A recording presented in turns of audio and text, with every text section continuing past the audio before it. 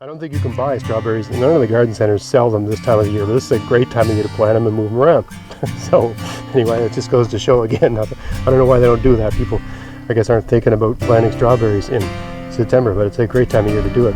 Your strawberries are planting strawberries, right?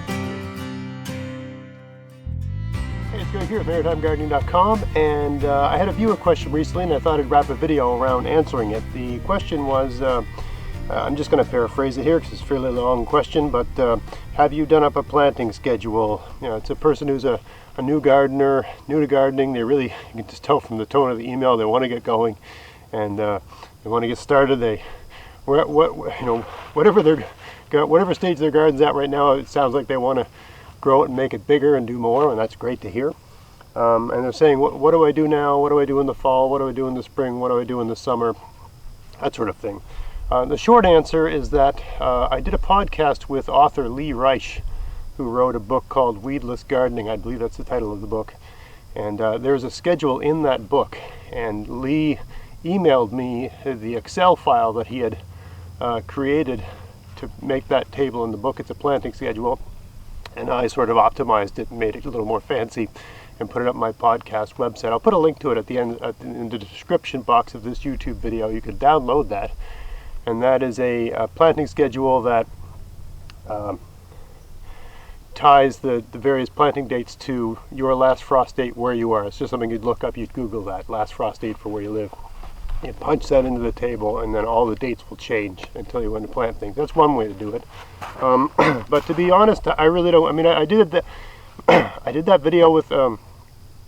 I made that table because people are always asking me about a planting schedule, but really I don't follow anything like that. I did it for people that are in, you know, the basic dates similar to what I do, but I use an approach to sowing plants called phenology, whereas that is you observe signs in the sort of the nature immediately in or surrounding your garden, and you take your cues from those. And it's an approach to sowing that I'm learning. I'm broadening my understanding of it, and things don't always work perfectly, but I find it's pretty reliable. You just look at various perennials and other things that are growing right where your garden is. That is your climate. Your microclimate is where your garden is. You know, when you get a last frost date or some temperature from a website or something like that, that is from a weather station somewhere in your area, but it's not necessarily specific to your microclimate. So if you look at the plants that are actually like wild plants, weeds I like to look at, but there's other ways to do it. You know, I've done videos and I've talked about this before. Once you learn to observe those signs, it's probably one of the most accurate ways to know when the soil is ready for things to germinate where you are. A really basic rule of thumb for me is when you see, because I like to look at dandelions because they're everywhere. Everybody's got dandelions. I've got them on my lawn. They grow in the garden. They grow everywhere. When the dandelions green start to come out of the ground, right? Basically, that means the ground, the top, you know, whatever foot or 9 inches of the ground is warm enough for a green to grow, right? Maybe not all greens, but it's a good rule of thumb, right? When you start seeing the dandelion greens on your lawn or in the ditch near your house, or somewhere really close to where you garden, right? When you start seeing those greens, that's when you sow your greens. Spinach, lettuce, stuff like that, right? The spinach and lettuce are the toughest greens I've found, and things in that sort of those families, right? You sow those as soon as you see the dandelion greens. You can even sow them a bit sooner, some of those things. And then once the greens have sort of gotten a certain height, really started to grow, then you sow other kinds of greens, maybe kale, beets, Swiss chard, which are tough, but when they're seedlings, they're not super tough. Lettuce and spinach are really tough, even when they're an inch high sort of thing. And then once the dandelion flowers appear, you see the yellow flower, right? That's when you can sow some of your a little more tender things, right? That's when you can put your potatoes in the ground. That's when, if you're going to direct sow, that's when you can sow beans and, you know, things like that don't like, you can sow squash, things like that. And it's always good if you're sowing those heat-loving things, if you're a bit concerned that maybe you're a week too early or not, put some sort of plastic dome or even just a piece of plastic right on the ground for a few days anyway, just to keep the ground warm. I've done lots of videos on that. That's a good way to sort of ensure that they germinate. It just gives a little bit more heat. Also, if the plastic's flat on the ground, it actually keeps the water from evaporating, so you don't have to water so much. Anyway, I'm getting off topic a bit here. So that's my general approach. I don't do a lot of fall sowing. The only thing, and I'll show you some examples here of the results. I've played around with sowing two things in the fall. Parsnips and kale, in terms of a seed, in terms of a green, right? And I've had years where fall sowing parsnips actually outperform the spring sown parsnips. This year, the spring sown parsnips have outperformed the fall sown parsnips, which is amazing when you consider the fall ones were actually growing for longer. But that there's not a fair competition, because the ones I sowed in spring were under a plastic dome right up until some point in May, so they got a real head start. They're like 3 feet high. I'll show you the difference in those two things. But really, in the fall, the only thing I would recommend to sow, if you want to, and this makes sense if you've got a huge garden, right? A really big garden, you got a lot of work to do in the spring, is to sow parsnips in the fall, because then you just don't have to do it in the spring. The seeds are tough; they can handle the winter no problem. At least in my zone 6. So that's totally, if you don't want to have to bother with that the following year, I found that they're tough enough to take it. What else? Oh yes, also, fall is a good time to troll garden centers, if there is any around in your area. And if they've got any fruit trees that they didn't manage to sell over the course of the summer, and if they're still alive, right? Or that could be a bush, like a blueberry bush or an apple tree or a pear tree or whatever. If they're still alive, often you can get them for next to nothing, because no one wants to buy them because they look so pathetic that time of year. But if they're still alive, they're still alive. And actually, fall's a really good time to plant things like that, trees. There's a lot of root development in trees and bushes and things like that in the fall. So, and even if you'd planted, if you plant a fruit tree in the spring, you're not going to get any fruit that year. I'm really surprised. It kind of baffles me that garden centers actually don't put their energy into selling them in the fall. I mean, I know people want to buy them in the spring, but fall's the time to plant those things. That's when they should sell them. It just goes to show they're often more about selling than helping you grow. Anyway, troll around those places, see if you can pick up some sweet deals on stuff like that, and you often get these things for next to nothing. And if they don't make it through the winter, you really haven't lost that much. But if they make it through the winter, you get a tree might cost $50, and maybe you can get it for $12, right? So you can save a lot of money that way. What else? In the fall also, so I mean, yeah. Oh, the other thing you plant in the fall is garlic, right? If you like garlic, plant garlic in the fall. October, early October, that's the time. It depends on where you live, right? But if you're in a climate like mine, October is a good time to plant garlic. You have to plant that in the fall. It really doesn't do well if you plant it in the spring. It needs a winter, it needs to freeze and then thaw, and it just needs that whole cycle, and then you're going to get good garlic if you've got good soil. Another thing to do in the fall is just do the work in your garden, do the heavy work. If you're building new garden beds, do it in the fall. There's no mosquitoes, there's no black flies, there's no horse flies, there's no deer flies, right? It's cool.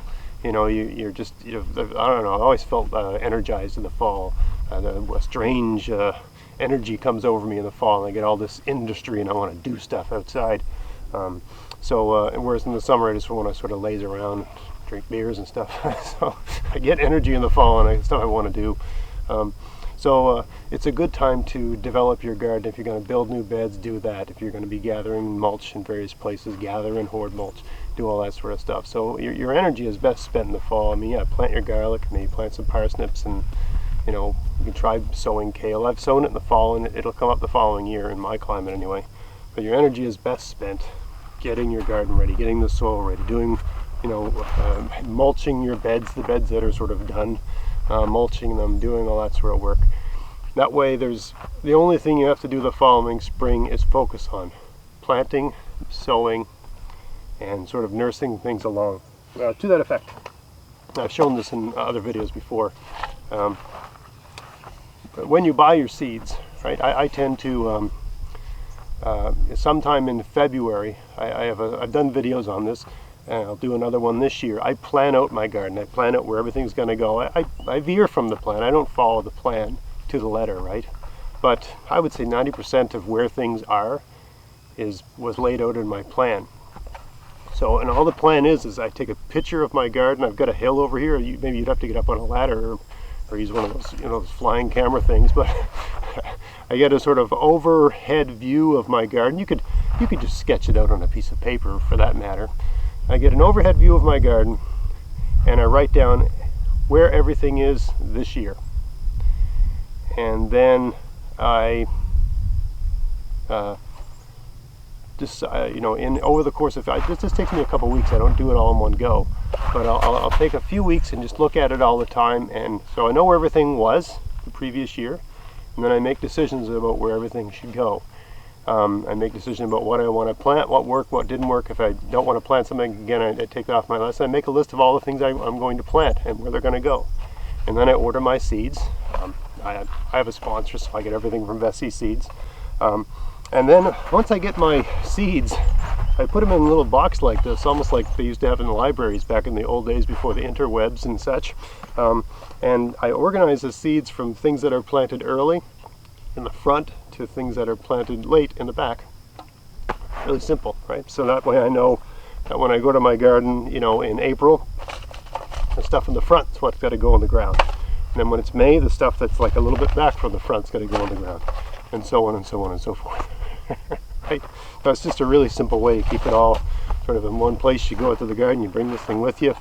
What do I need to do today? All you got to do is look at the front of the box, and you know what's got to go in. On your way to the garden, you see what state the dandelions are in, and they're telling you what to do. So that's my general process. Now let me show you a couple things and some results I had with fall sowing this year. Yeah, so here's the parsnips that I planted last fall, like November. And they've grown, they've done okay. And they're probably about 2 feet high, and I expect to get, I don't know, let me park this thing and have a look at the crowns.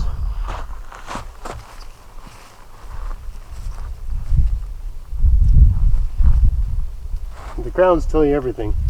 So these ones seem to have like a, typical one might be a, 1.5 inch crown. Right, that's not bad. I didn't do the best job thinning these. I got busy this summer. But yeah, maybe 1.5 inch crown. About like when you buy parsnips in a grocery store, they tend to be along those lines. Now, check out the contrast here. These are parsnips that I sowed in the spring. Half of them are hybrid, the other half are just my own saved seeds. Hollow crown, so half are Albion and half are hollow crown. It's a heirloom variety. Anyway, these ones are like 3 feet high, and they're starting to fall down now, because that's just what happens as you move into September and October. They're still growing, but some of the greens sort of tip over, I find, this time of year. I always think it looks like some animal was traipsing through there, but it happens every year. And the leaves start to lose their color. Like, you can see on these ones, they've lost a bit of their color. Right? But there's still a lot going on, and these babies are huge.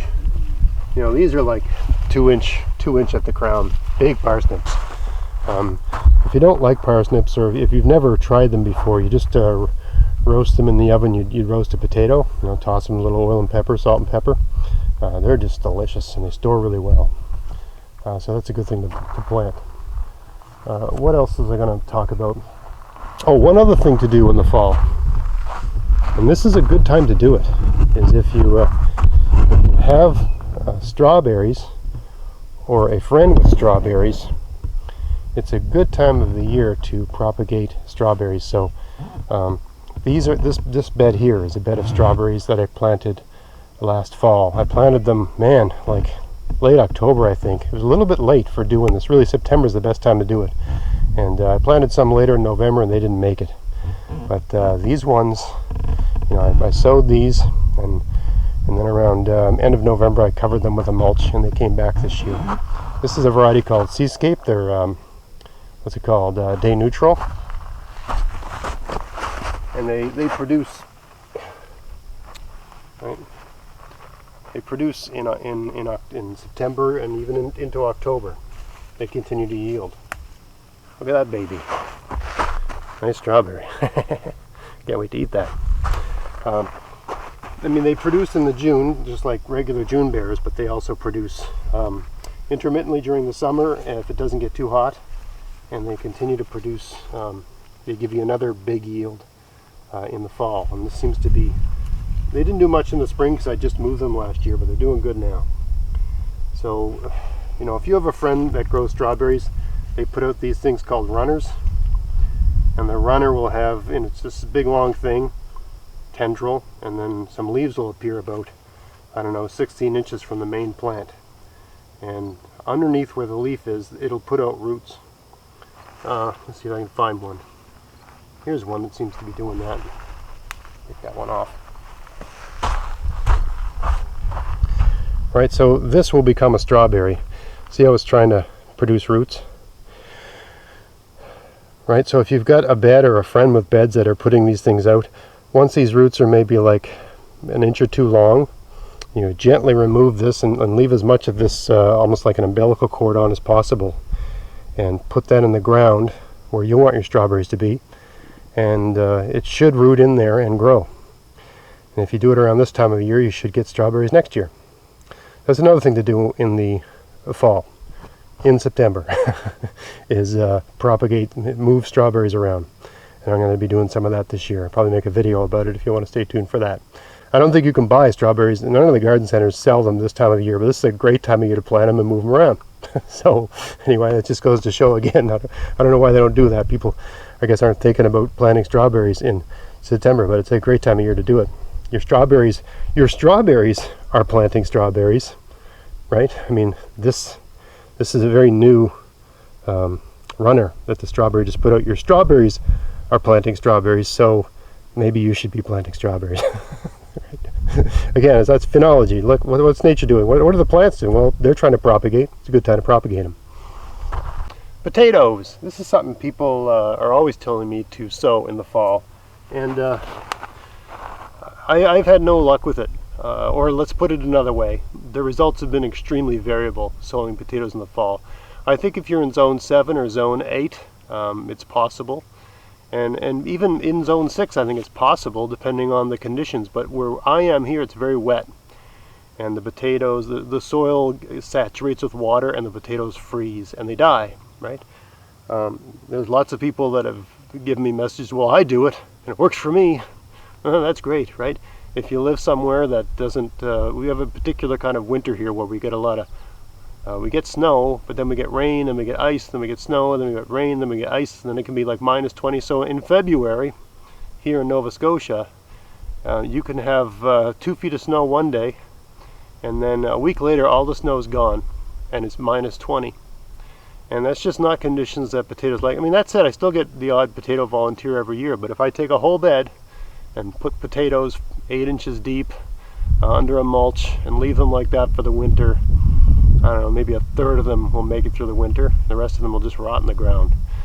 So it's not worth sowing. For me, it's not worth sowing potatoes in the fall because so many of them just don't make it through the winter.